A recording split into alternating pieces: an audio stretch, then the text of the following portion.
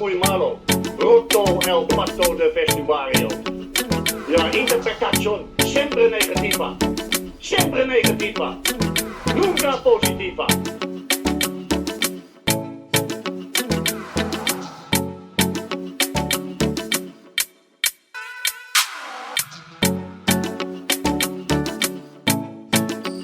Welcome to Siempre Positivo as Barcelona return to winning ways in La Liga, beating Real Oviedo 3-0, complete with a Lamine Yamal wonder goal to maintain their 1-point lead over Real Madrid at the top of La Liga. I'm Sam Marsden, joined by Rik, Sharma and Tony Marti. Rik, you okay? Yeah, I'm good. And actually, for the first time in probably the pod's history, it's quite legitimate to talk about the weather, given the downpour that occurred during the end of the game.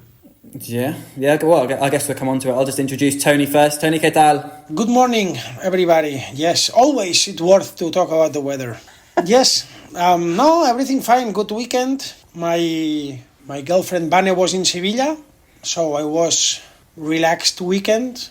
Single. It was single style weekend. Now, to be honest, it's crazy, because now that I'm agent, or I try to become agent, I'm watching a lot of games in the weekend, and it's crazy because in the last month and a half, during the day, from Monday to Friday, good weather. Then Saturday arrives and only rain. It's cortisol creator. The whole Saturday raining. So I couldn't do my job. And the same the last week and the same the other Saturday. I'm tired of all these stupid Saturdays full of rain in Barcelona. Oof, I couldn't live in UK, never in my life.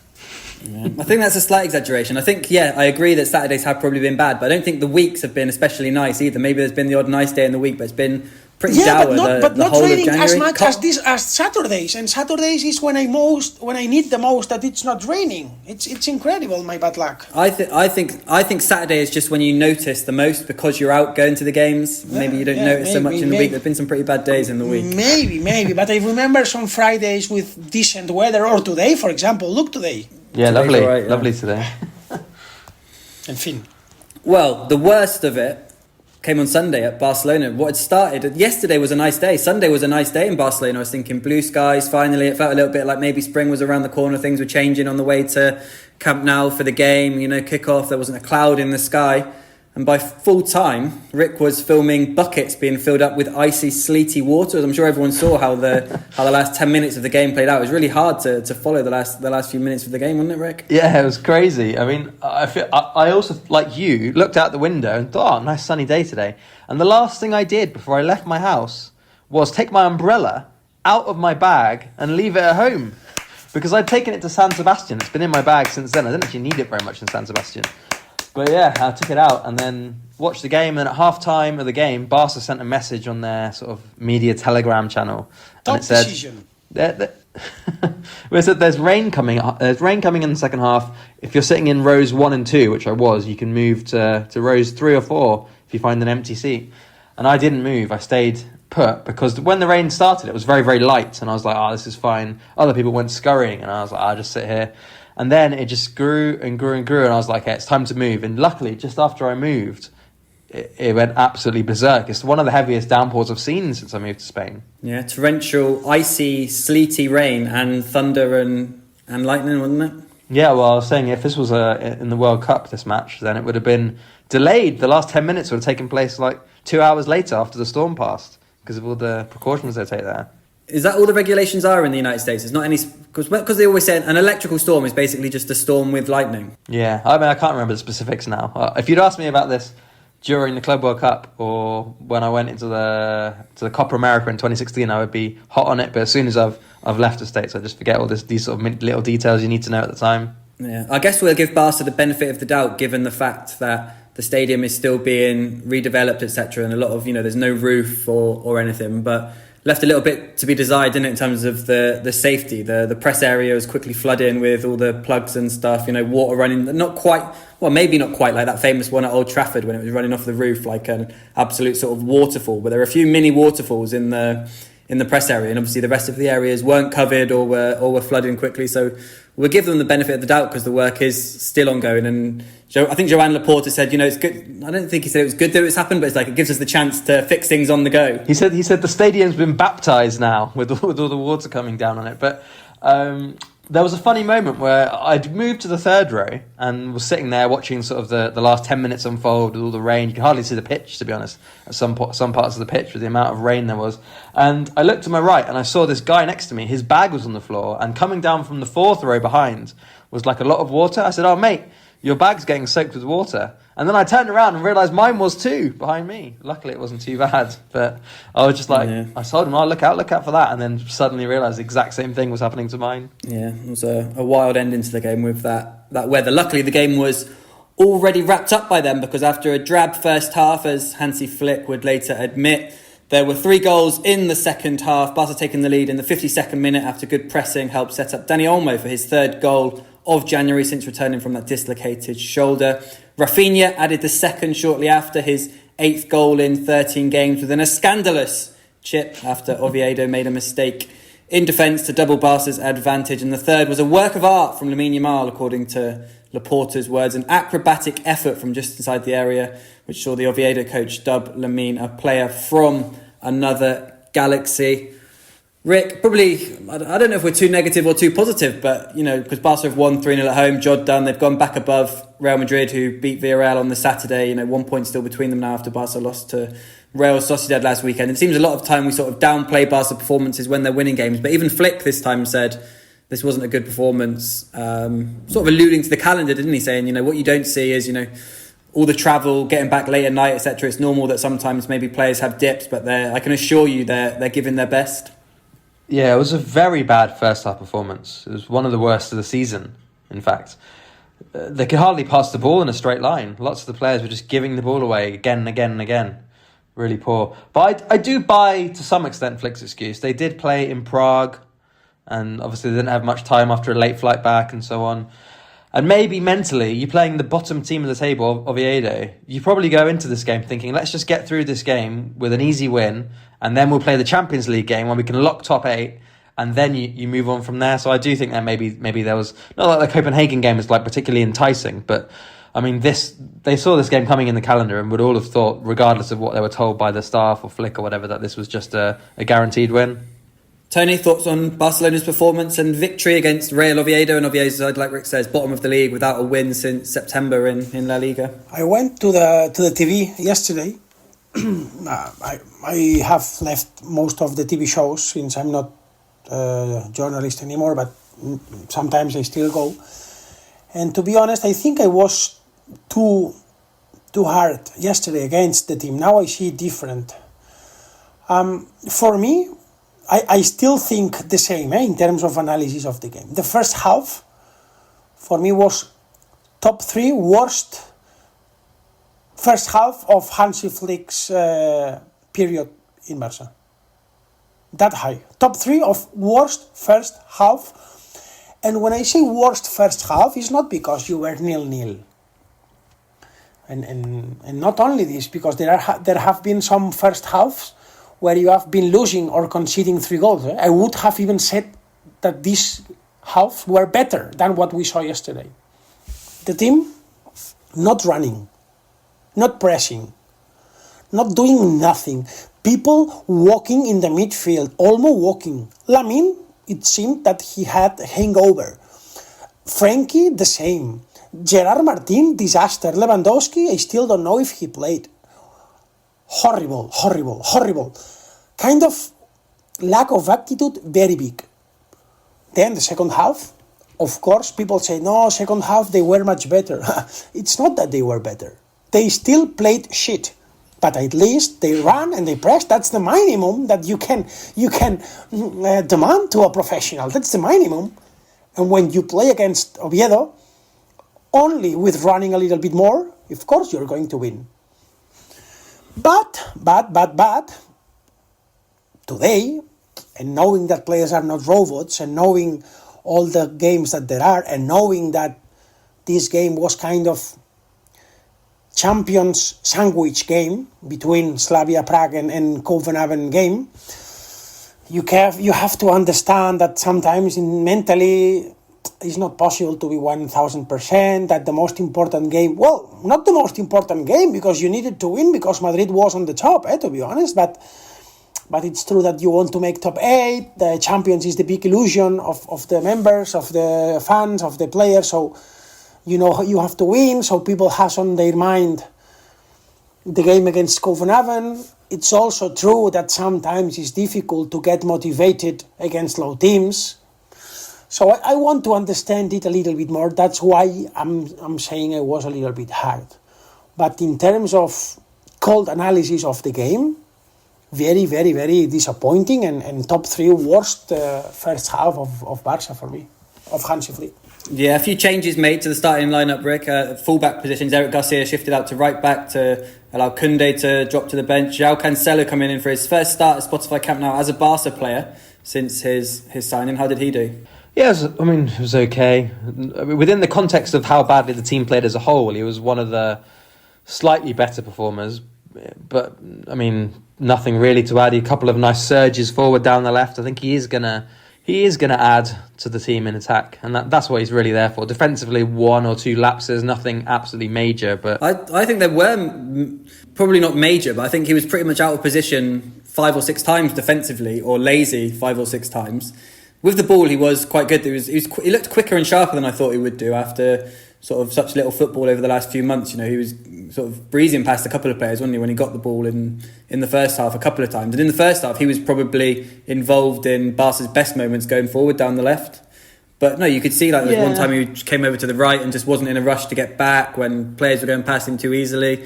And again, not just him. Like Tony says, it was all the players who weren't perhaps with that attitude. And you'd imagine, if he was coming into the team for an important Champions League game, he would run or try a bit more or be better defensively. But it felt very much like the Cancelo we know. Yeah, I think what I would say is that, like I said, considering the rest of the team, he certainly wasn't worse than any of the other players in defence. Apart from maybe Eric Garcia had a decent game. And he was also up against Hassan, who probably is Oviedo's best player. Aysem Hassan was probably their brightest performer on the day, and he was sort of also moving off the right flank as well. But yeah, I would never pretend Cancelo is anything close to what Barca need defensively. Yeah. Let's talk about, Tony, you talked about Dani Olmo. Just because Dani Olmo is generating a lot of debate on the Discord this week and this weekend. Obviously, he's been scoring some important goals, but people seem a little bit fed up with him in terms of perhaps other areas of his game. Obviously, he's got Fermin breathing down his neck for that position, but he is popping up with goals, as is Fermin. People sort of comparing him to Shark in the sense that him and Ferran both are scoring goals, but perhaps not quite contributing in the all-round game. We're not talking about Ferran now, Tony, but just Olmo. What do you make of Olmo since he's come back from his shoulder injury? Well, it's obvious that he's improving little by little, which it was not really difficult to improve coming from where he was coming from. To be honest, for me, this example, I've said it many times, no? You cannot expect the same of a pizza of €1 than a pizza of 20 euros. So no one is guilty for the price paid for him.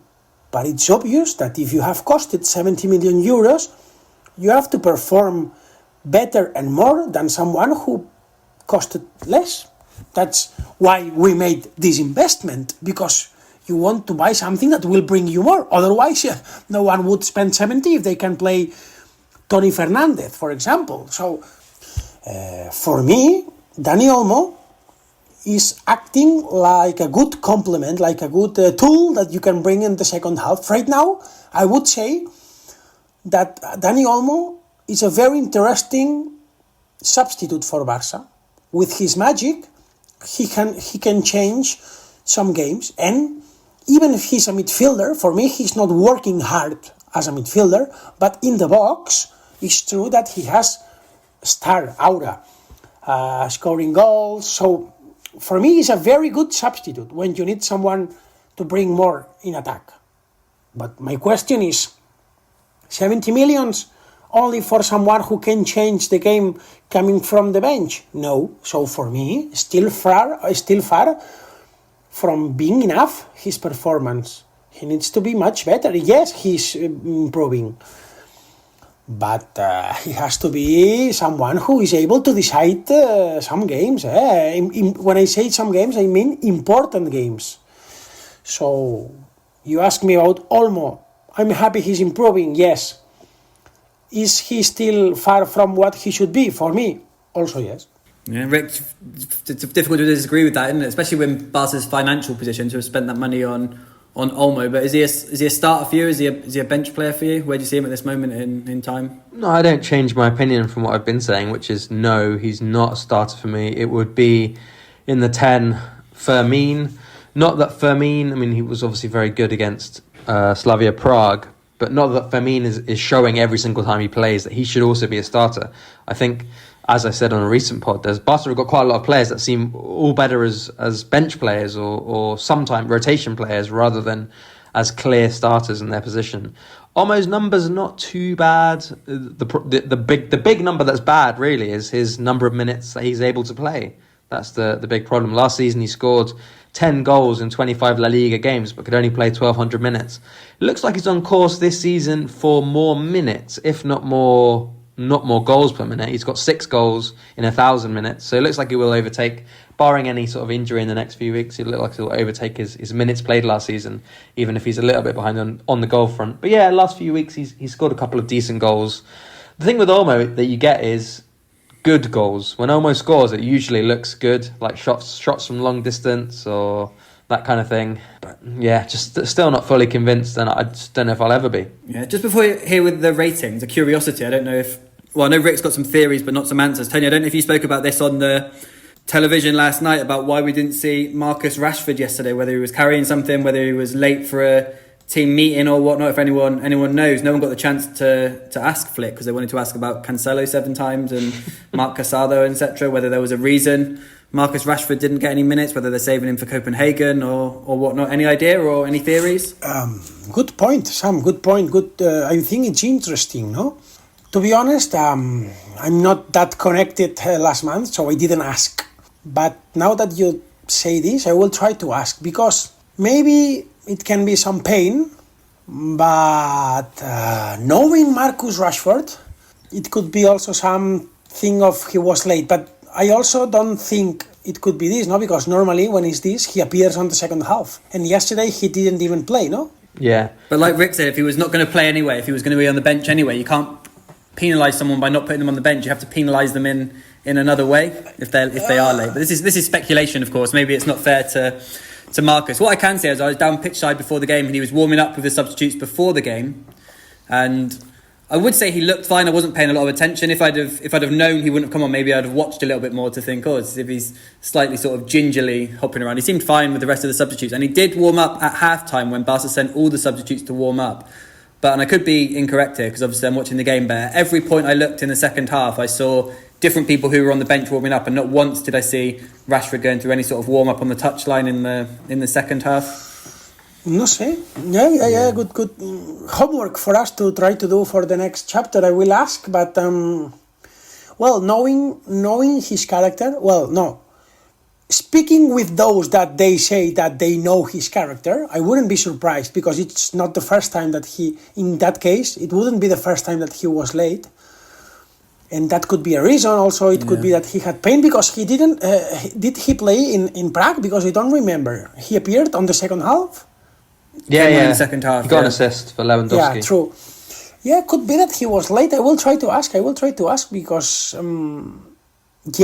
otherwise, and knowing that Ferran is not going to be starter against Slavia, in my opinion, because too short the time to go directly to the lineup, even if it's not a big time out, but I think it seems that Robert will start. It made some sense to rest him a little bit on the final minutes, no? So, yeah, could be some problem of attitude. Yeah. I will try to find out. Yes, I will try to find out. Yeah, I would have liked to ask Hansi Flick, but I didn't get a question. But I know what Hansi would have just said, we've got different players, we want to bring on different changes, etc., etc. But, that would be a bluff, because in every game, Rashford has come on when he's been on the bench. It's not like it's something that's happened before, and it's not like he's been playing a lot of minutes and needs minutes. Arguably, he needs a few minutes ahead of, the run coming up. So, yeah, it was an interesting one. Let's see if we get any answers, or if Flick speaks about it on Tuesday before that Copenhagen game in the Champions League. And then Rick, let's come to you for Rick's ratings from Barcelona 3, Real Oviedo 0. Yeah, Gian Garcia 6. Eric started at right back and then moved to centre back at 7. Pau Cubarsí 5, Gerard Martin 5, Joao Cancelo 6. Nothing particularly good in defence. Nor in midfield really. Casado 4.5. Thought he was very poor. Frankie 5. Dani Olmo, I've reluctantly given him a 7.5. He scored. I never know what Tony's reaction is. Are you saying that's too high or too low? No. For me, too high, but it's true that at least he got the goal and assist. So yeah. That's the only reason. In terms, if you took those things out of the performance, which is big to say, I'll take both those things away, it'd be as bad as Casado 4.5. But well, it's fine that now we know that for you the value of an assist if it's 0.5, no, because Gil with a goal had a 7, Olmo with goal and assist it's 7.5. So okay, we already found out, guys. Assist it's 0.5. Perfect. Yeah, Lamine 8 again, boosted by his fantastic goal. We haven't really talked about his goal. Really, really nice. I described it as a sideways scissor kick. I've seen other people say bicycle kick and so on, but I always think of like overhead kick when people are talking about scissor kicks and bicycle kicks. But this was kind of on his side, and he also, as Hansi Flick said and praised him for, did well in the first goal because it was Lamine working and Lamine pressing that wins Barca the ball back inside Oviedo's area for Olmo to score. Lewandowski 4 out of 10, rubbish again, and Raphinha 6 out of 10. Nice chip, but again, not a lot more than that. Why you say rubbish? You mean that you missed any other striker yesterday? No, he was as bad as a goalless Varane. Goalless Varane. The top scorer of the squad is a goalless. No. Yeah, what I mean is when Varane doesn't score, this is what Lewandowski did yesterday. He played a Varane with no goal. You know what's funny now that you said this of the bicycle goal? It's always funny because in Spanish, this is a chilena, and bicycle, the literal translation in Spanish is bicicleta, and bicycle is, you know, when these wingers put the leg without touching the ball. Stepovers, yeah. Like Cristiano was doing a lot. This is in Spanish. This is una bicicleta, and the translation of bicicleta is bicycle. So it's strange for us that you guys in England, you say that bicycle goal is what in Spanish is called chilena. Chilena, yeah. But where does that come from? Did some Chilean guy or Chilean player score a goal like that? I don't know. I should search it. But yeah, it's funny that you call this goal a bicycle. Yeah. And one more rating I'll give. Koundé a rating, came on at half time, 6 out of 10, perfectly okay. Nothing to add really in attack or defence. And back on the Lamine goal, I am struggling to define it. The safest way, if you can't decide, is just to go acrobatic effort. But that's what I put in my intro. What's a scissor kick for you? Because for me, is it not like that Di Canio goal for West Ham years ago, which is front on and you sort of scissor the legs, but then kick with the right after sort of going with the left first? Not like an acrobatic overhead kick. It's not a scissor kick for me. Is what I could be completely wrong. That's what I always associate as a scissor kick. That sort of Di Canio one, you know the one. Yeah, it rings a bell. I know. I've always thought they were similar, scissor kick, and I actually googled it to see what Google was saying because whilst I was trying to work out what the best way to describe it was, and scissor kick people were saying was just same as an overhead kick. So maybe, yeah. I wonder what the Di Canio one's called. Maybe it's just called a volley. Maybe I've got it wrong all these years. But the Lamine one is kind of like a sideways overhead sort of. There must be a name for it. If there's a patch on, maybe they can. Well, no, anyone can listen to this podcast. Anyone can let us know. I'm sure there's a name for it in English. I'm not sure. What I can say is it was a very good goal. I don't know. How does it rank among Lamine's goals? Because it has more of a novelty factor. Obviously, he scored some great goals, but they're all very, very similar. A lot of them coming in on the left and whipped in. This one has a novelty factor in that you see these far less frequently. Yeah, it's up there, but it's not. I mean, based in terms of also importance, it's not really, doesn't go that high as for example, like his goal against France or whatever at the Euros, that sort of stuff. I think that those goals are better. Tony, how good was the Lamine goal for you? Type of goal you like to see? As bad as his other 85 minutes of the game. So the goal was bad. You mean the goal was as good as his other 85 minutes were bad? I wanted to say as good as bad the other 85 minutes of his game. He improved. Not that the goal was bad. He improved on the second half, but yeah, really nice goal. Yeah, really nice and really complicated to do because the assist of Olmo, it was a little bit on his, se le quedó como atrás. The ball is like a little bit behind him. Too behind him, not really comfortable to do the move. So yeah, brilliant goal. Yeah. Well, at the end, one conclusion that I'm taking in the last weeks is that Lamine is walking a little bit towards Messi's style with the time, little by little. For sure, he's really young. In terms of only, he's maybe sometimes appearing less, but being more crucial when appears.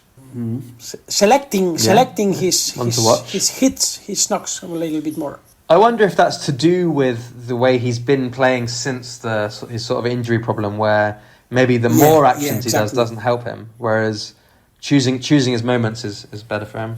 Flick was asked for an update on that groin pubalgia problem and just didn't answer it at all. You never know if it's Flick just not answering it. You never know if it's Flick just not answering it, because he's obviously getting a translation. So we hear the question in Spanish or Catalan, and you don't know what translation he gets, but he was asked about it by Elena Condis, wasn't he? And he just answered about Lamine getting better in the second half. Yeah. No. Hansi, I don't ever buy. I mean, I know sometimes translations can be bad, but I never buy with Flick that the translations asked him something so different from the original question. He just has a way. He's not even a good actor. No, he just answers the question that he wants to answer, regardless of what question's been asked. Totally agree with you. Yes, it's obvious. Just to finish, non-Barcelona Oviedo news: Joan Laporta and the club have called elections for March the 15th, which means that at some point in February, Joan Laporta will have to step down as president in order to run again, and apparently Rafa Just will oversee the managing committee until the end of the season, because the new president in theory won't take charge until the summer, although Joan Laporta said yesterday whoever wins the elections will be able to sort of get to work, perhaps sort of slightly unofficially in March. Candidates at the moment: Joan Laporta, Victor Font running again, who of course came second to Laporta in 2021, Marc Siria, Javier Villajoana and Joan Campluri. I don't think there's anyone else announced so far. They need over 2,000 signatures to make sure they're on the ballot, so they're going to be stepping up their campaigning in the coming weeks. Not too much to add on the election really at the moment, but it's going to be something which we talk about moving forward. A little bit of debate about the date, which to be honest, I'm in two minds about. The rules state that it has to be called roughly between sort of March and June, and Joan Laporta's gone for the earliest date, which I do agree. Some of the other candidates have sort of suggested it's the most convenient for him, and it is because it comes at a time when Barca, in theory, will still be in 4 competitions. Well, they'll have won the Supercopa, you presume. We'll see what happens in the Copa del Rey. They've obviously got Albacete to come next week in the quarter-final. That it was going to be like this? Did you have any doubt? I told you that it was going to be in March. No, because it comes at a time when Barca haven't had time to fail, and obviously the main fact, I mean, throughout the campaign, I'm sure we talk about what role Messi could play, what role the development of Camp Nou could play, what role the finances will play, the management of the club moving forward, etc. But essentially, it comes down to how well the club is doing on the pitch, and in March, it's much less likely that Barca will have been smashed in the Champions League or given away the La Liga title, etc. So Joan Laporta, having won the domestic treble last year and got to the Champions League semi-final, should be in a strong position when they are held. To be one argument, to be fair to Laporta, for having it as early as possible, ignoring the fact that obviously it benefits him in that way, is that, as he points out, the earlier that you have the election, the earlier you can get to planning and work for next season. I think that's true, even if it's not the main reason he's done this. No, I do agree. Like if you're having it on, the end of June, it does perhaps complicate the summer a little bit. I don't know, therefore, what the ideal date would be. Whether March is unsettling for the player. I don't think it's unsettling at all for the players. I guess it's just all it is it slightly favours Joan Laporta given the time of the season it comes at. Tony, do you have any strong opinions on the date when you think would be a good time or the perfect time or the fairest time to have it, or you're indifferent?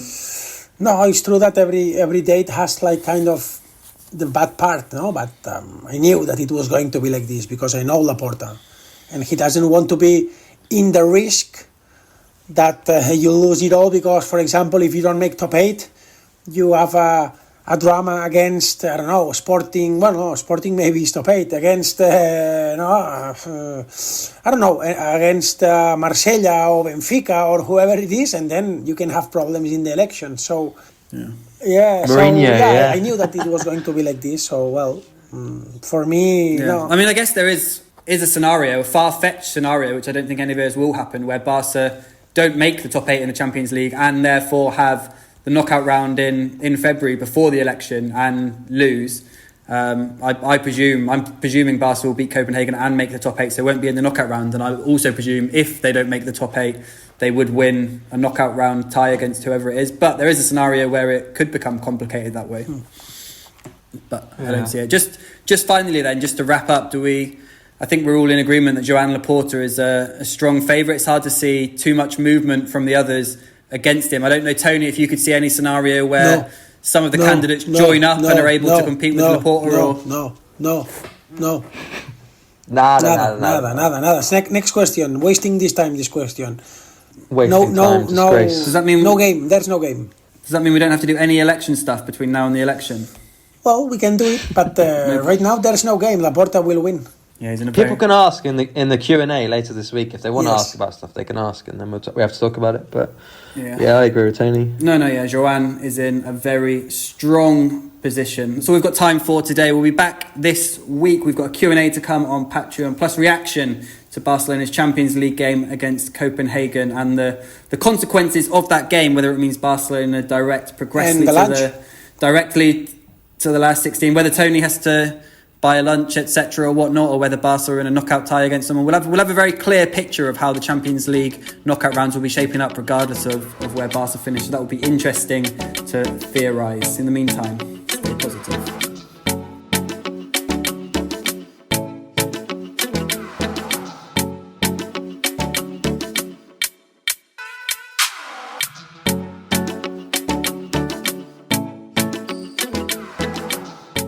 No.